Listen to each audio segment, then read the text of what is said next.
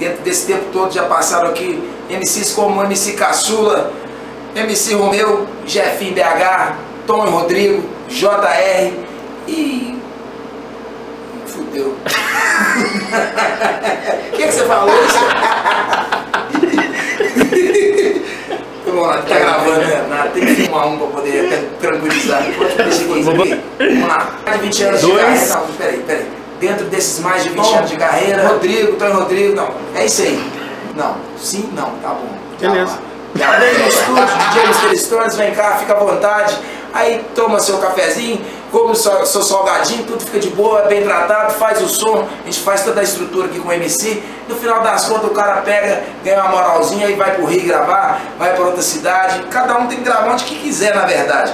Mas tem que pensar o seguinte, se nós estamos aqui, nós estamos querendo ir pro Rio de Janeiro, lá não tá tendo espaço nem pra quem tá lá, nós vamos ser ninguém lá, nós vamos ser cachorro morto. Então a dica, fica a dica aqui, ó, grava no DJ Mr. Stones. Valeu? Diaba, corta esse trem. Vive do funk. Quem não vive do funk fala mal, isso eu queria entender. Mas comigo ele nunca pilantrou, tá indo certinho. Se pilantrar, nós vamos ficar sabendo. Fica o bom.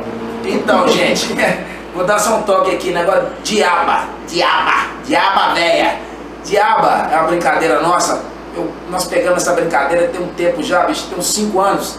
Através do meu amigo Alex da Pinga, pai de MC Yuri, Alex de Pinga. Criou Diaba, toca a bola, Diaba. E aí nós patenteamos como Diaba Véia. É nóis, hein? Diaba. Mas é uma brincadeira, não tem nada de diabo, não. É a mulher do diabo, a Diaba. Finalizou.